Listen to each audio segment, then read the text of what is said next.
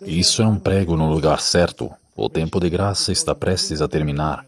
Vou lhes dar mais 3 pregos. Rápido. Somos informados de que antes do fim do tempo de graça haverá um reavivamento da piedade primitiva, algo que não se via desde os tempos apostólicos. Mas antes que esse reavivamento aconteça, Satanás tentará impedi-lo, introduzindo nas igrejas que ele tem controle sobre um reavivamento falso. Então, antes que o tempo de graça termine, deve haver um reavivamento genuíno, mas antes que o verdadeiro reavivamento genuíno venha, deve haver a falsificação. Então, se pudermos mostrar que uma falsificação está sendo produzida, é uma indicação de que o período de tempo de graça está prestes a terminar. Isso está no livro O Grande Conflito, página 464. Eu não vou ler novamente. Agora escutem. Isso está falando sobre a Europa. A Europa desempenha um papel fundamental nos eventos finais, amigos. A América em primeiro lugar.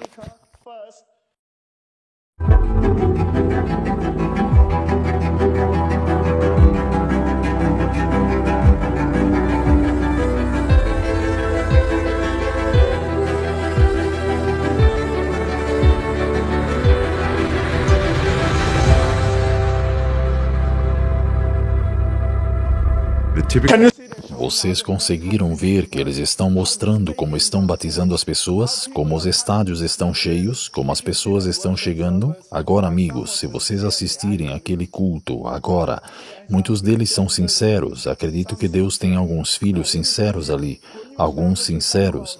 Mas deixe-me dizer uma coisa, quando você visita algumas de nossas igrejas, elas se parecem exatamente com isso. Vocês entendem o que eu estou dizendo? Com baterias, guitarras e todas essas bobagens. Isso acontece dentro de nossas próprias igrejas. Agora, alguns até mesmo em nossas próprias igrejas são sinceros, mas não entendem que essa música os torna incapazes de receber a verdadeira mensagem da palavra de Deus. Literalmente, a maioria das pessoas, estou dizendo a vocês, nos cultos de adoração, não estou mencionando igrejas, mas vocês vão ver algumas igrejas adventistas do sétimo dia. A maioria dos cultos é de louvor e adoração.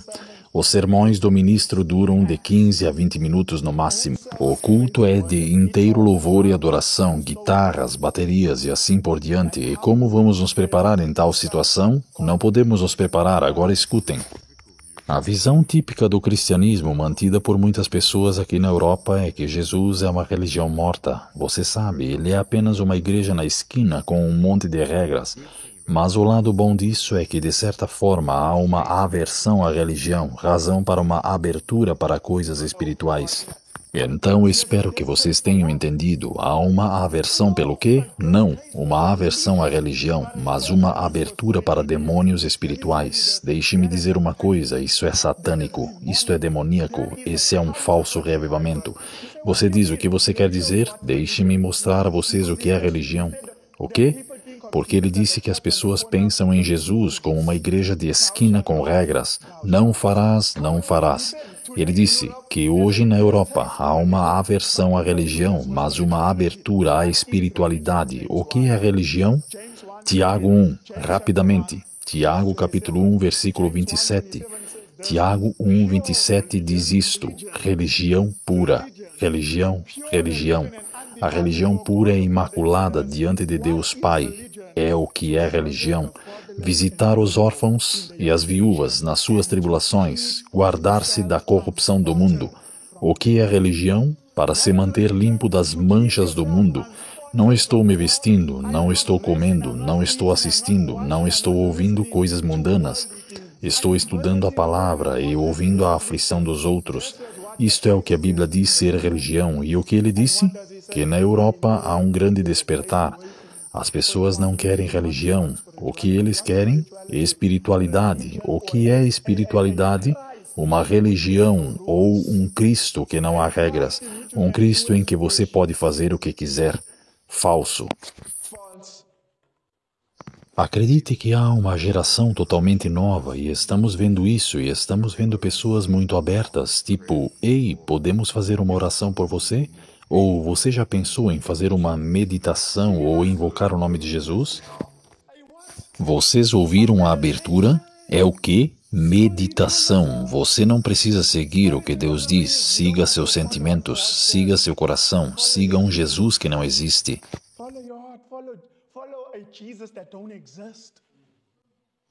Há uma abertura agora para coisas espirituais e estamos vendo em cidades difíceis, onde há 0,5% de pessoas que frequentam igrejas, pessoas sendo salvas a cada semana, novas pessoas estão vindo a Cristo, novas igrejas estão sendo construídas, novos esforços de extensão estão começando. É realmente uma época de colheita rica na Europa. Uma época de colheita rica na Europa. Eu me pergunto... Agora, amigos, meu tempo está acabando. Mensagens Escolhidas, volume 3, página 18. Vejam isto. Cristo em meio ao seu sofrimento. Pausa, pausa, pausa. Quantos mil anos se passaram antes que Jesus morresse na cruz? Quantos mil anos se passaram? 4.000 anos. Cristo em meio ao seu sofrimento, sendo rejeitado diariamente pelos homens, olhando para o futuro. 2.000 anos depois, para a igreja que existiria nos últimos dias, antes do fim da história desta terra. Por quanto tempo Jesus viu quando estava na terra que a história da terra se encerraria desde o seu tempo até o fim da história da terra? Há quanto tempo ela diz que Jesus viu que o tempo existiria? Jesus, somente 2.000 anos. Sigam-me, amigos. Se para alguns de nós que talvez não entendem isso, se Jesus no ano 27, no ano 31, mais 2.000 anos, porque ela diz que 2.000 anos a partir disso nos leva ao fim da história da Terra, 2.000 anos a partir desta data, 2027 ou 2031.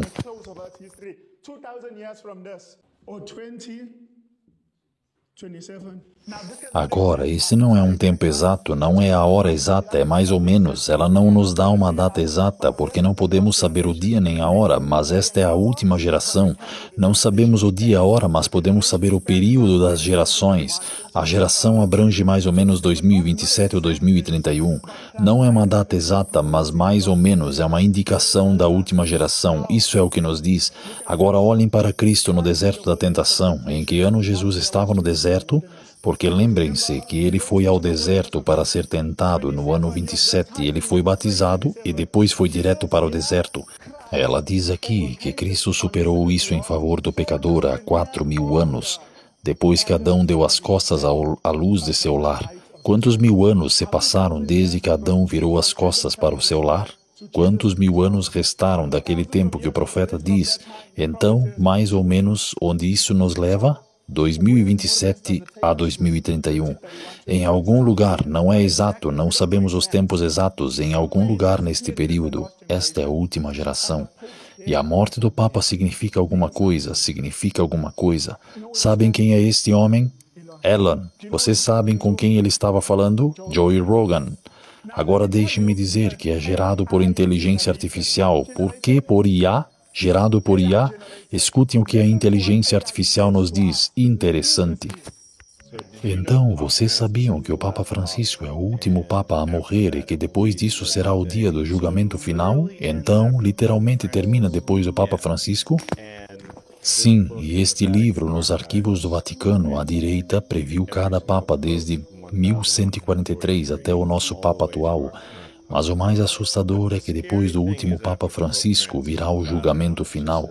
E a coisa mais assustadora dentro da Basílica de São Pedro, ordenando todo o santuário interno, é uma foto de cada Papa, certo? Mas o estranho é que apenas uma certa quantidade de marcadores onde você pode colocar a imagem, só resta um depois do Papa Francisco. Eles sempre disseram que quando a última vaga fosse preenchida seria o fim do mundo. E ele previu que o tempo que levaria para passar do primeiro Papa, sobre o qual ele escreveu até a metade do caminho, seria de 422 anos. E ele está dizendo que, do meio até o fim, outros 422 anos, e será o fim do mundo. Se você colocar 422 no Papa do meio, que era 1585, esse ano dá em 2027. É ainda mais estranho, o Papa João XXIII, ele disse que o fim do mundo aconteceria 2.000 anos depois da vida de Cristo. Então isso também dá em 2027. Vocês ouviram isso? A inteligência artificial está nos contando que da vida de Jesus se passarão 2000 anos e então o mundo acaba. As pedras estão nos dizendo que o mundo está prestes a acabar. Estamos à beira disso. Lembrem-se da chamada profecia de 2027, que a Igreja Católica Romana disse que teria antes da segunda vinda.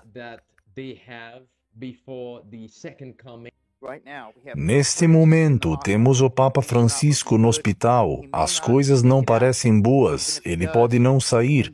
Mesmo que o faça, ele pode acabar ficando no Vaticano em um estado de incapacidade semelhante ao que Bento XVI fez. E teríamos um novo Papa assumindo o controle. Agora, muitas pessoas confusas rotularam Francisco como o último Papa, mas esse não é o caso. Se realmente olharmos para as paredes internas da Basílica, vocês poderão ver que ao lado de Francisco há um lugar restante. E isso é muito significativo, está bem claro que o próximo é o último. Agora, a confusão vem da maneira como toda essa coisa foi decifrada, por assim dizer, porque no Lignum Vic há um trecho que geralmente é colocado na parte de Pedro, o Romano, mas eles dizem que não. É uma frase completamente diferente em si mesma e que mostra que haverá um Papa adicional entre o Oliveira e Pedro, o Romano, Bento e Pedro. Então, o que isso indica é que este último lugar, não importa o que aconteça, vai para Pedro, o Romano, que pastoreará suas ovelhas durante muitas tribulações. E não haverá mais nada depois disso, porque não há mais espaço para isso. Isso nunca foi planejado, tudo estava destinado a terminar com a chegada deste último, que está prestes a entrar em cena, porque Francisco não tem muito tempo de vida. Mesmo que ele saia do hospital, ele não estará em boas condições. Ele é velho. Um novo está chegando. E quando você olha para Malaquias, que profetizou que levaria 422 anos para chegar a 1585, o Papa do meio diz que levaria outros 422 e que isso seria feito. E isso chega a 2027. Então, aí está tudo claramente definido e você pode ver na parede que ainda há espaço para mais um. Então, Francisco definitivamente não será o último. Pedro, o Romano, está prestes a entrar em cena. Baseados na chamada profecia, eles têm esta última vaga para o último Papa. Vocês podem ver claramente na tela. Francisco agora, sabemos que ele está morto e eles estão prestes a eleger outro Papa. Será esse o caso?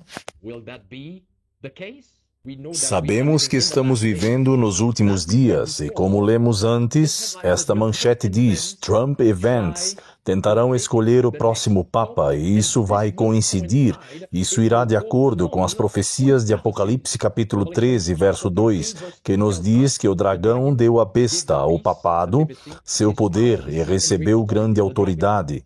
O imperador era Justiniano em 538 e ele deu ao papado poder para governar. E o próximo imperador que surgiu foi Constantino, que mais tarde legislou a primeira lei dominical. E mais uma vez, já abordamos isso antes. Aqui estão as histórias de Constantino e Justiniano. E sabemos, com base nessa história, que da mesma forma que Roma pagã foi o dragão que deu à besta o poder, o trono e grande autoridade. Então, Roma pagã também foi o poder que legislou a primeira lei dominical nos Estados Unidos da América. Também são retratados na profecia de Apocalipse, capítulo 13, verso 11 e Apocalipse 12, verso 17, como o dragão em nossos dias, que levará o mundo inteiro a adorar a primeira besta, cuja ferida mortal foi curada. Então, isso não foi uma piada. Trump está cumprindo as profecias bíblicas, porque nos foi dito que os princípios católicos romanos serão colocados sob a proteção do Estado. O protesto da verdade bíblica não será mais tolerado por aqueles que não fizeram da lei de Deus sua regra de vida. Trump está de fato tornando o catolicismo grande novamente. Trump está tornando a América grande novamente. No sentido em que Apocalipse 13:17 nos diz que tornará a imagem da besta grande novamente, unificando a igreja e o Estado. Estes são o cumprimento das profecias bíblicas. Mas tudo foi bem calculado para enganar as massas e também para nos lembrar do papel que esses homens estão desempenhando na profissão. Eu espero e oro, irmãos e irmãs, para que vocês estejam prontos, porque isso não é uma brincadeira, isso faz parte do movimento da lei dominical. E em breve, muito em breve, seremos testados. Isso é muito sério. E em breve, muito em breve, passaremos por isso. Que se diga de nós, aqui estão os que guardam os mandamentos de Deus e a fé de Jesus.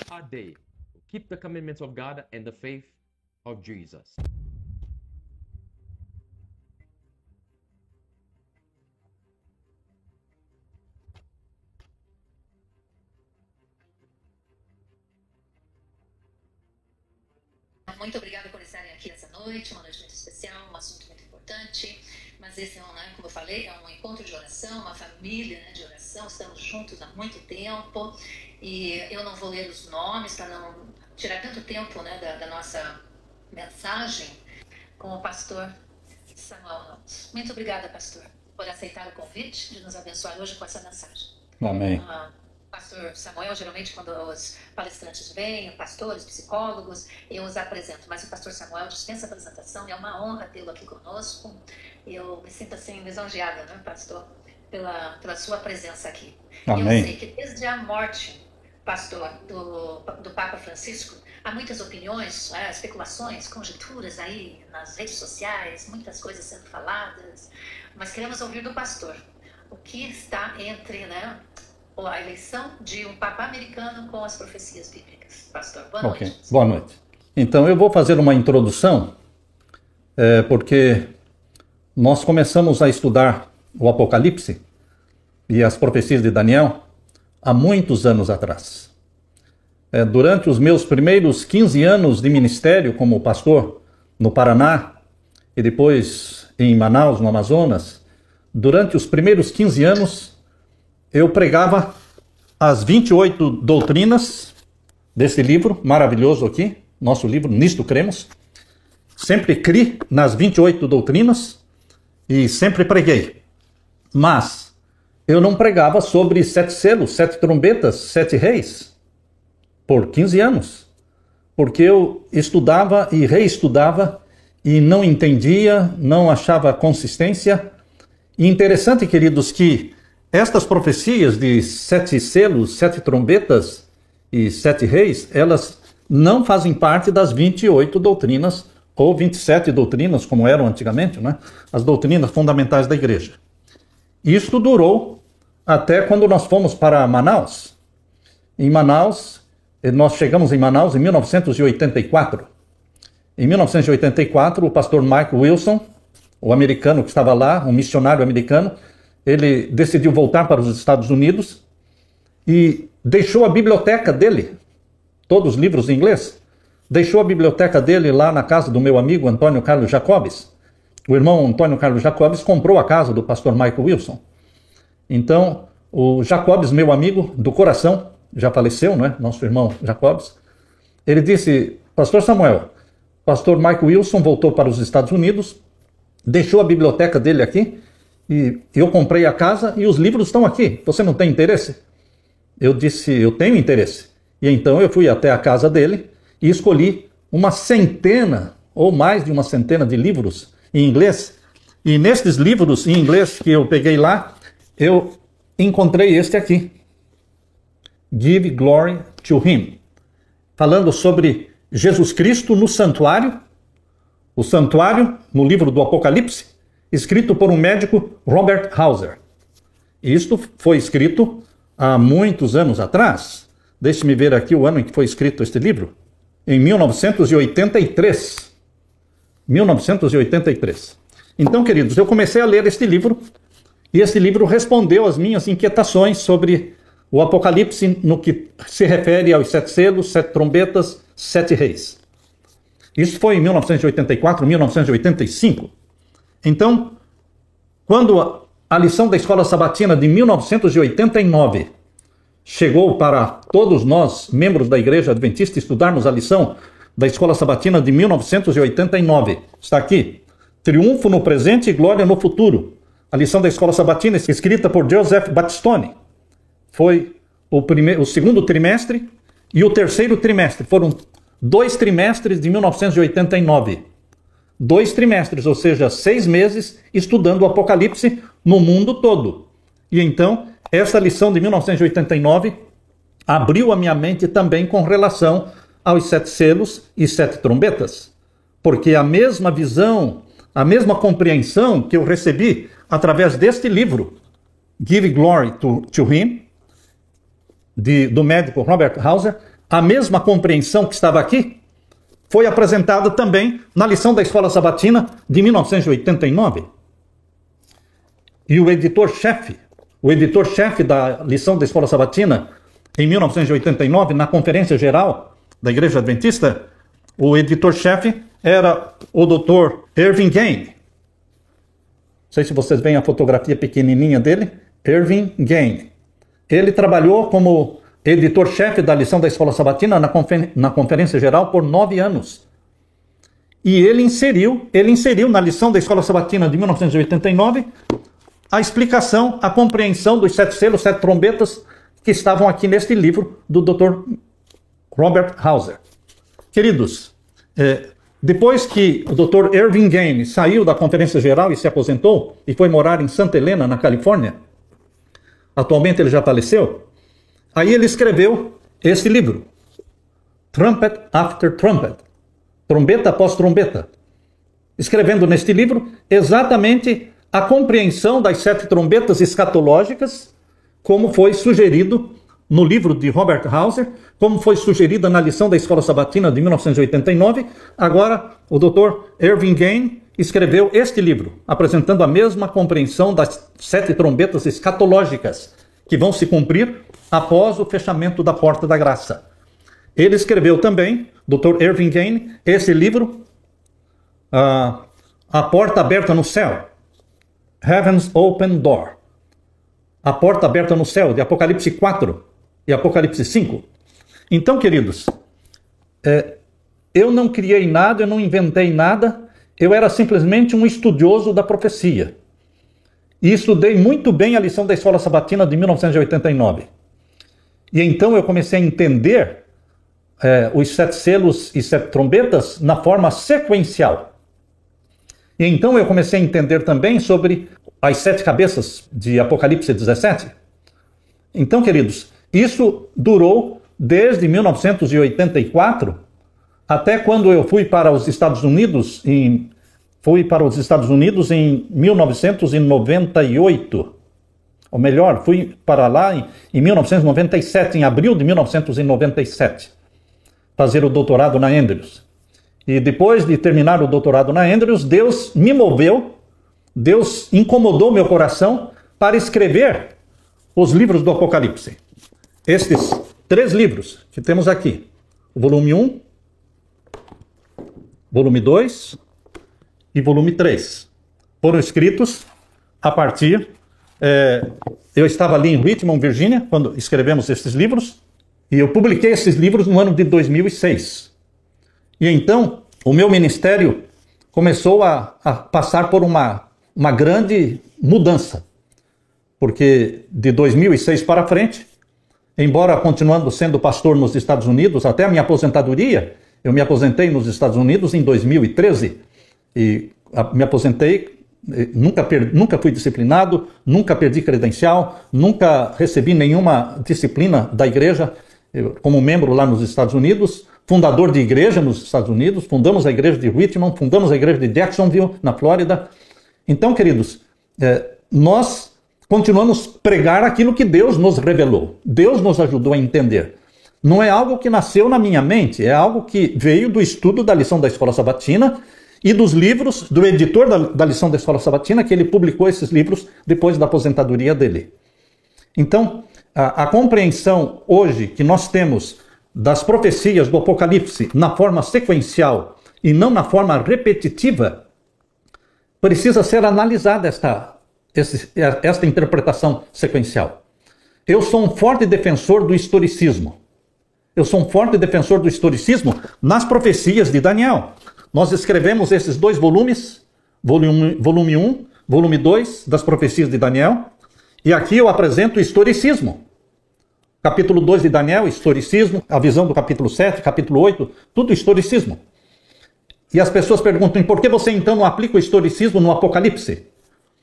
É simples a resposta. O historicismo é o melhor método para interpretar as profecias quando os acontecimentos são na Terra, são acontecimentos terrestres. Mas quando você chega no Apocalipse, o Apocalipse não foi escrito para ser entendido ao longo da história. Vou repetir. O Apocalipse não foi escrito para ser entendido ao longo da história. Tanto é que o Apocalipse só começou a ser entendido em 1844, quando chegou à igreja de Laodiceia. A razão da decepção, do desapontamento de 22 de outubro de 1844, o desapontamento que nós passamos, foi exatamente por não compreendermos o Apocalipse, que se concentra no santuário celestial. O Apocalipse está concentrado no santuário celestial. E como o santuário celestial, a porta estava fechada, a porta do Santíssimo, antes de 1844, esse foi exatamente o livro que o Dr. Irving Yane escreveu, A Porta Aberta, falando desta porta aberta que era fechada antes de 1844, ela se abriu nessa data com a igreja de Laodiceia, que quer dizer povo do juízo. Foi então que o Apocalipse começou a ser entendido, porque o santuário celestial começou a ser entendido.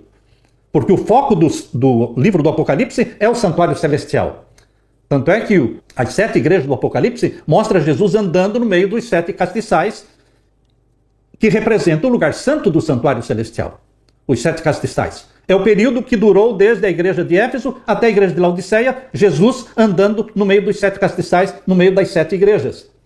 Somente quando chegou a igreja de Laodiceia, povo do juízo, é que Deus mudou o cenário. Porque quando chegou na igreja de Laodiceia, Deus mudou o cenário, mostrando a porta aberta no céu. A porta para o Santíssimo. Qual é a prova de que a porta aberta no céu de Apocalipse 4 é a porta do Santíssimo? Porque é a porta que mostrou a sala do trono. Hoje, pouco se fala sobre o Santíssimo. Hoje fala-se muito sobre sala do trono, sala do trono. A própria lição da Escola Sabatina, atualmente, que estamos estudando, ela repete várias vezes a palavra sala do trono, sala do trono. Mas nós deveríamos entender que sala do trono é Santíssimo.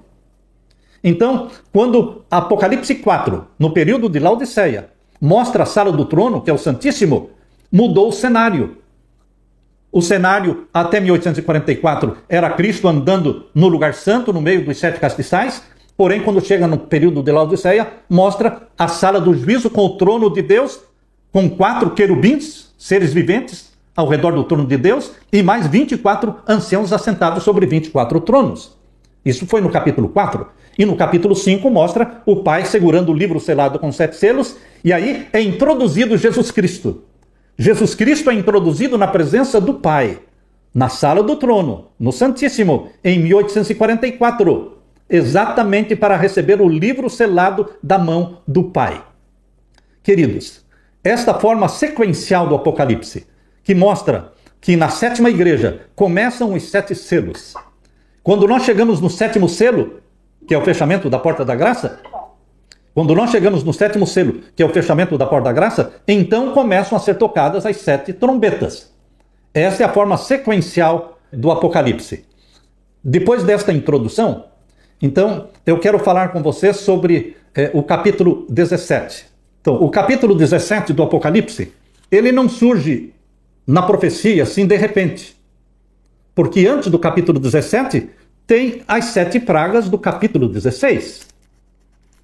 Eu geralmente pergunto, se as 7 igrejas foram sequenciais, e as 7 pragas também são sequenciais, por que então os 7 selos e as 7 trombetas também não deveriam ser sequenciais?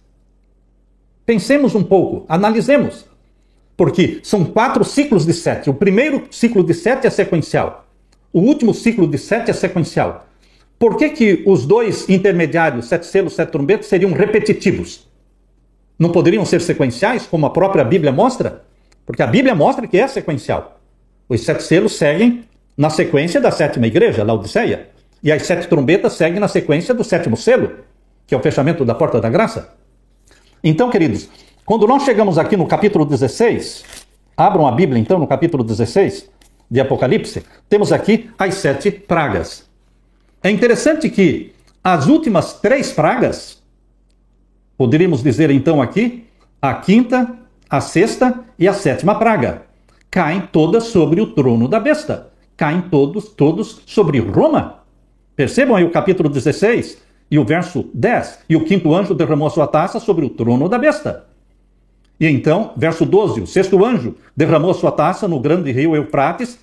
Rio Eufrates é o que alimentava a Babilônia. E Babilônia, no Apocalipse, é Roma. Está falando do mesmo poder da 5ª praga, é o mesmo poder da 6ª praga, porque está falando do secamento do rio Eufrates. E aqui fala o verso 13. E da boca do dragão e da boca da besta, que fala do dragão, que é Satanás, da boca da besta, que é o papado, novamente o papado, e da boca do falso profeta, Estados Unidos da América do Norte. Então, aqui está falando também do poder papal, a 6ª praga. Quando chega na 7ª praga, no capítulo 16 e o verso 17, e o 7º anjo derramou a sua taça no ar, e saiu grande voz do templo do céu, do trono, ou seja, do Santíssimo, não é? Dizendo, está feito. E houve vozes e trovões e relâmpagos e um grande terremoto como nunca tinha havido desde que há homens sobre a terra. Tal foi este tão grande terremoto. E a grande cidade fendeu-se em 3 partes. Que grande cidade é esta? Os teólogos podem dar várias opiniões sobre que grande cidade é esta, mas a profecia continua falando que esta grande cidade é Roma. As 3 últimas pragas falam de Roma. E a grande cidade fendeu-se em 3 partes, é a grande Babilônia, é Roma. Qual é a prova de que a grande cidade é Roma? O capítulo 17, verso 18. Capítulo 17, verso 18. E a mulher que viste é a grande cidade que reina sobre os reis da terra. A grande cidade que reina sobre os reis da terra. Só tem uma grande cidade que reina sobre os reis da terra. Só tem uma, não 2 ou 3. É Roma. Aliás, a última visita que uma autoridade fez para o Papa Francisco antes dele morrer foi o vice-presidente dos Estados Unidos, Vance. Ele foi a Roma. E agora, na eleição do Papa americano, Leão XIV, Vance, o vice-presidente, também já foi lá para ter uma entrevista. Então, Roma é aquela que recebe os reis e rainhas, os governos, os líderes, primeiro-ministros, enfim, todos correm para Roma. É a grande cidade que reina sobre os reis da terra. Essa é a grande cidade que recebeu a 7ª praga. Por isso que diz aqui o capítulo 16, verso 19. E a grande cidade fendeu-se em 3 partes. Então, queridos, considerando que as 3 últimas pragas falam da grande cidade de Roma, que é Vaticano, que é papado, agora Deus mostra e revela para João quem é esta grande cidade. Capítulo 17. Capítulo 17, esta visão foi dada para explicar, não para João, porque João não entendeu a profecia.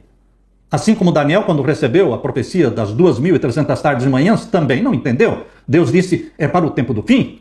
Então, João, que estava lá no 1º século, quando recebeu esta visão, não entendeu o capítulo 17. Capítulo 17 veio, verso 1. Verso 1. E veio um dos 7 anjos que tinham as 7 taças. Quem é que veio, então, explicar a visão para João? Um dos 7 anjos das 7 taças. Poderíamos dizer que foi o 7º anjo, da 7ª taça, que veio explicar para João o que era esta grande cidade. E veio um dos 7 anjos que tinham as 7 taças. Por que eu estou fazendo essa introdução? Para provar, biblicamente, que o capítulo 17 é uma profecia voltada para o tempo do fim. Porque é antecipada pelas 7 pragas. E a visão do capítulo 17 somente explica quem é esta grande cidade. O que ela fez no mundo e o que ela ainda vai fazer. Aqui diz o capítulo 17, verso 1, veio um dos 7 anjos que tinham as 7 taças e falou comigo, dizendo-me, vem mostrar-te-ei a condenação da grande prostituta que está sentada sobre muitas águas. A grande cidade que reina sobre os reis da terra, capítulo 17, verso 18, é a grande prostituta que está sentada sobre muitas águas, sobre muitos povos, nações e línguas. Porque águas em profecia, Apocalipse 17, verso 15, diz que a água em profecia são povos, multidões, nações e línguas. É uma igreja universal, poderosa. Ninguém mais poderoso do que a igreja romana. Verso 2, com a qual se prostituíram os reis da terra, e os que habitam na terra embebedaram-se com o vinho da sua prostituição. É esta a igreja de Roma que deu a beber o vinho das suas doutrinas falsas. Todas as igrejas protestantes evangélicas, todas beberam do vinho de Babilônia. Estão bêbados com as doutrinas falsas de Babilônia. E esta mulher tem o apoio do dragão, porque esta mulher está sentada sobre uma besta que tem 7 cabeças e 10 chifres. E eu não quero saber a opinião de ninguém sobre quem é esta besta com 7 cabeças e 10 chifres, porque para você que ama a palavra de Deus, só tem valor aquilo que a Bíblia fala, não o que nós, pastores ou teólogos, falamos. O que a Bíblia explica está no capítulo 12. Capítulo 12, verso 3. E viu-se outro sinal. Eis que era um grande dragão vermelho que tinha 7 cabeças e 10 chifres. Este grande dragão vermelho com 7 cabeças e 10 chifres, capítulo 12, verso 9, diz que é o diabo. E foi precipitado o grande dragão, a antiga serpente, chamado diabo, Satanás. Então, é esta besta com 7 cabeças e 10 chifres que está sustentando a mulher prostituta, a igreja de Roma. Isso está claro. Isso é Bíblia explicando Bíblia. Então, queridos, o capítulo 17 começa mostrando quem é esta grande cidade que reina sobre os reis da terra, quem é esta mulher assentada sobre a besta. Tudo aqui gira em torno de Roma. O capítulo 17, todo ele, o foco é Roma, Roma, Roma, verso por verso. Eu não vou ler todos os versos, porque nós não vamos ter tempo para isso. Mas todos os versos, a mulher estava vestida de púrpura, verso 4, não é? De escarlate, adornada com ouro, pedras preciosas e pérolas, tinha na mão um cálice de ouro, cheio das abominações. Que mulher é esta com cálice de ouro, que dá a beber às nações? É a igreja de Roma. Verso 5, na sua testa estava escrito o nome mistério, a grande Babilônia, a mãe das prostituições. É a igreja de Roma. É a igreja de Roma. É Roma, é Roma. Agora, queridos, quando chega aqui no capítulo 17... verso 9. Aqui há sentido, quem tem sabedoria, as 7 cabeças são 7 montes, sobre os quais a mulher está assentada. Que mulher? A igreja de Roma. Está assentada sobre 7 montes, que é Roma, a cidade dos 7 montes. Como é que nós podemos dizer que não é Roma? Como é que nós podemos dizer que os 7 montes não são 7 montes de Roma? Como poderemos afirmar isso contra a Bíblia? Porque a Bíblia está afirmando que é Roma. Do começo ao fim, tudo é Roma.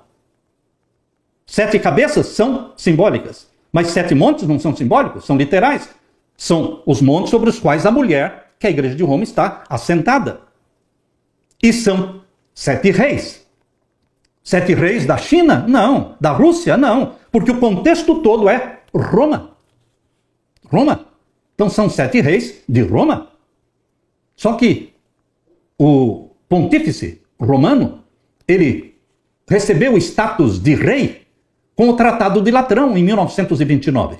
Com o Tratado de Latrão, ele recebeu o status de rei, rei de Roma. Antes ele não era rei. Mas de 1929 para cá, Pio XI para cá, o Papa se tornou rei. E o Vaticano se tornou um Estado.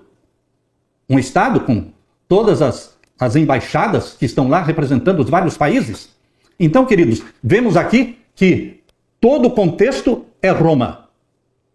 Agora, as pessoas, com a morte do Papa Francisco, as pessoas disseram e perguntaram, então, pastor, a interpretação dos 7 papas falhou? Não, não falhou, se cumpriu perfeitamente. Perfeitamente. A 7ª cabeça começou com o Papa Bento XVI, ele renunciou, foi adicionado mais um Papa na 7ª cabeça, Papa Francisco, e agora morreu o Papa Francisco, morreu a 7ª cabeça. Não existem mais 7 cabeças. Elas já ficaram na história, já ficaram no passado, já é profecia cumprida. Então as pessoas perguntam, então falhou? Não, não falhou nada, ela se cumpriu. O que nós devemos entender é que a profecia do capítulo 17 não termina nas 7 cabeças. É esse ponto que nós temos que entender, que a profecia do capítulo 17 não termina nas 7 cabeças que já se cumpriram, que já acabaram. E agora nós estamos vivenciando o 8º poder. É esse o ponto. Nós estamos vivenciando o 8º poder. Deus nos deu o privilégio de viver na terra, nesta última geração, antes da volta de Jesus, vivenciando os momentos finais da história da terra, quando será aprovada a lei dominical, sim. Antes do fechamento da porta da graça, durante o 8º poder, será aprovada a lei dominical. Não sabemos se será através do projeto 2025, ainda em 2025. Não sabemos se será ainda em 2025, porque o projeto 2025, aprovado pelo Trump, é um projeto que lá na página 589, lembrem? Lá na página 589 do projeto 2025, que tem 1000 páginas, na página 589 fala sobre o descanso dominical, a lei dominical. E das mais de 100 ordens executivas que o Trump assinou até hoje, mais de 80 ordens são todas ligadas com o projeto 2025. Ele está colocando em ação, em vigor, todo o projeto 2025. Então, estamos aguardando a lei dominical para qualquer hora. Não sabemos se vai ser ainda esse ano ou no próximo, nós não sabemos. Mas vai ser durante, tudo indica que será durante este 8º poder. E o decreto de morte? Virá na sequência, mas depois do fechamento da porta da graça. Então, queridos, antes do fechamento da porta da graça, o decreto dominical. E a perseguição ao povo de Deus. E a conversão da grande multidão. E então o fechamento da porta da graça. Depois virá o decreto de morte. Queridos, o 8º poder, eu não entendia desta forma. Mas passei a entender o 8º poder porque é uma profecia que está se desdobrando. Quando você e eu estudamos uma profecia que está no passado, é fácil. Mas quando você estuda uma profecia que está se cumprindo hoje, está em andamento, nós temos que ser flexíveis. Então o 8º poder não começou já com Satanás personificando Cristo. Começou com um Papa americano. Começou com uma besta híbrida. Por que besta híbrida? Porque é uma besta formada por Roma e Estados Unidos. É uma besta que não existia antes. Porque existia a besta do mar, capítulo 13 de Apocalipse, e a besta da terra. Cada um trabalhando no maior poder religioso, a besta do mar, o maior poder político e militar, trabalhando. Mas agora o capítulo 17 mostra no 8º poder esses dois poderes juntos. É o Papa americano. É uma besta romana americana. E ele recebeu o nome de Leão XIV porque ele vai seguir o caminho e vai seguir os passos de Leão XIII. Leão XIII é o Papa da lei dominical. Leão XIII que escreveu a encíclica Rerum Novarum em 1891. E ele, em 1888, por influência do Papa Leão XIII, o senador Blair procurou introduzir a lei dominical no Senado americano em 1888, no mês de maio de 1888. Não foi aprovado. Mas houve um interesse, houve uma tentativa do Papa Leão XIII de impor a lei dominical em 1888, usando o senador Blair. E agora o Leão XIV vai seguir o mesmo passo, o mesmo caminho de Leão XIII. Tudo indica que ele também vai trabalhar fortemente na lei dominical, que faz parte do projeto 2025, aprovado pelo Trump. Então, queridos, ele escolheu um nome de guerra, Leão XIV. É um leão romano. E somente o leão da tribo de Judá pode proteger você, meu irmão. Somente o leão da tribo de Judá, Jesus Cristo, pode nos livrar do leão romano, chamado Leão XIV, que virá com lei dominical e perseguição ao povo de Deus. E tudo indica que é este poder, 8º poder, que vai introduzir e vai apresentar diante do mundo o Satanás personificando Cristo, o falso Cristo. Então, Satanás faz parte do 8º poder, mas ainda não se manifestou. Por enquanto está a besta romana americana. Mas entendemos que breve, não sabemos quão breve, ele vai apresentar diante do mundo o falso Cristo. E então virá o decreto de morte. Porque isso será após o fechamento da porta da graça. Então, meus queridos, neste período do 8º poder, você percebe aqui no capítulo 17, no verso 12, no período ainda do 8º poder, a terra vai ser dividida em 10 reinos. Diz aqui o capítulo 17, verso 12. E os 10 chifres que viste são 10 reis, que ainda não receberam um reino, mas receberão poder como reis por 1 hora, juntamente com a besta. Estes têm o mesmo intento e entregarão seu poder e autoridade à besta. Esta divisão da terra em 10 reinos, 10 supernações, ela está em processo há já décadas. Há décadas a terra está sendo dividida em 10 supernações. Mas ainda falta 1 ou 2 supernações serem formadas. Mas elas serão formadas durante o 8º poder. É isso que a profecia do capítulo 17 está mostrando. E o papado vai reinar sobre o mundo todo, sobre as 10 supernações. E qual é a certeza disso? A certeza disso é que quando Jesus Cristo voltar, quando a pedra de Daniel capítulo 2, verso 44, quando a pedra descer do céu e atingir a estátua nos pés, ela atinge uma estátua nos pés com 10 dedos. Não com 7 dedos. Inicialmente, os 10 dedos representavam as 10 nações que surgiram do Império Romano. Isso lá em 476. Mas agora, no tempo do fim, esses 10 dedos da estátua de Daniel 2 representam as 10 supernações, os 10 reinos de Apocalipse 17, verso 12. A terra estará dividida em 10 supernações quando a pedra descer do céu.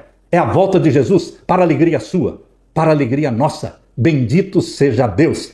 A Deus toda a glória por estas revelações. E você e eu temos que nos preparar para este dia, que não sabemos o dia e a hora, mas será muito em breve. Porque estamos vivendo o 8º poder. Não existe mais além do 8º poder. O capítulo 17 fala do 8º poder, não fala do 9º, não fala do 10º. Que Jesus Cristo volte logo. Que Jesus Cristo derrame o Espírito Santo sobre você. E nos preparemos, não somente a nós e a nossas famílias, mas preguemos, preparando um povo para a volta de Jesus. Amém? Amém. Aleluia. Pai querido que estás nos céus, primeiramente muito obrigado pela oportunidade de, juntamente com estes irmãos que creem na verdade presente, que creem nas profecias de Daniel e de Apocalipse, obrigado pelo interesse que está no coração de cada um de estudar a profecia. Que o Senhor responda os anseios de cada alma. O Senhor responda os pedidos que foram feitos aqui pelos enfermos e pelas famílias. O Senhor responda a todos os pedidos que forem para a glória do teu nome. E que o Senhor abençoe este grupo de estudo para que continue sempre. Não desanimem. E que o Senhor nos prepare para estes grandes eventos que ocorrerão em nossos dias, em nossa geração. E que Jesus Cristo volte logo. É a nossa súplica, o nosso anseio, em nome de Jesus. Amém, Senhor. Amém.